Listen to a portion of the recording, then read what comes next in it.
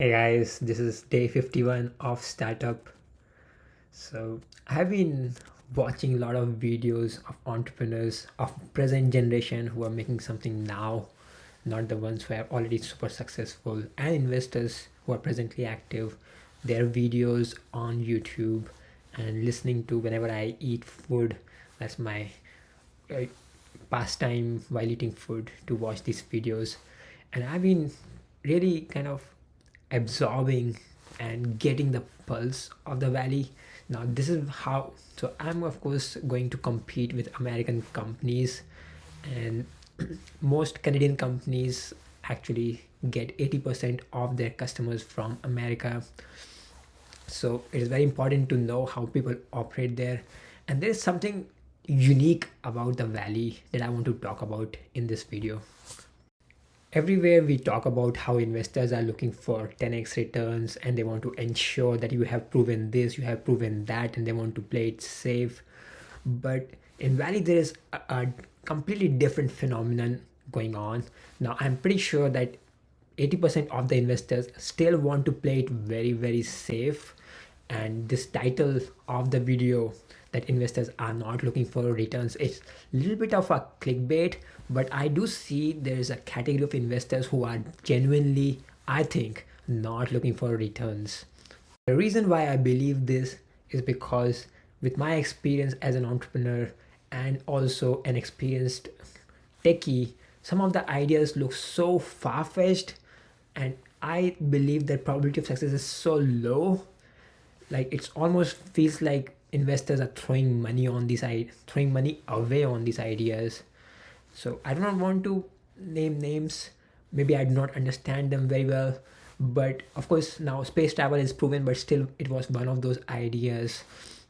And then this self-driving cars. Now, of course, technologically it may be easy, but socially, and um, regulations wise, it's still a very far-fetched idea, and still billions and billions of dollars thrown into it.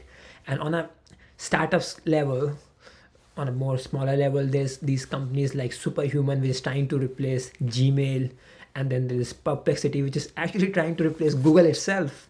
you know and again, investors putting millions and millions, actually hundreds of millions of dollars in these companies.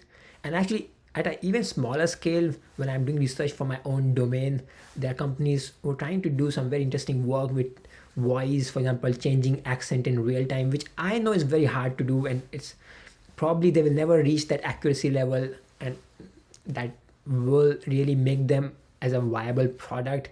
But they're still doing it, and investors are actually investing, again, 6 million, 10 million, or whatever amount into these companies.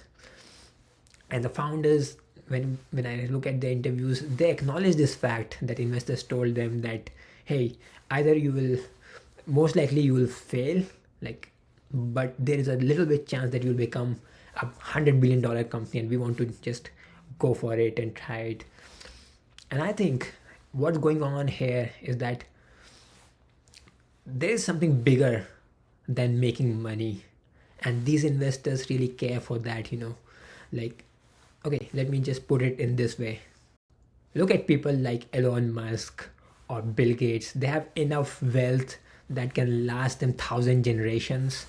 And and even we do not have to go so far. In Valley there are hundreds of, or maybe tens and thousands of techies who are just maybe 25 years old, and already have 5 or 10 million dollars just by being early employee in a fast growing startup. you know and when a 25-year-old guy gets that amount of money, or a person like Elon Musk, you know he doesn't want more money. He knows money will come to him easily, and it is already there enough for him. What they're looking for is to do something meaningful, is to be like game changer, be disruptive. And I think that is what is going on here. When people are putting money behind Superhuman, they are not really trying to earn that, whatever 10x return. They are looking to win that medal of disrupting Gmail or disrupting Google in case of Perplexity. So, I mean, why I'm saying this is because if any entrepreneur around the world has wants to do something really disruptive, and you have been constantly told that, hey, your idea is so wild, and you really believe in that, then go for the Silicon Valley, San Francisco. Okay, and maybe you'll find the right investor there.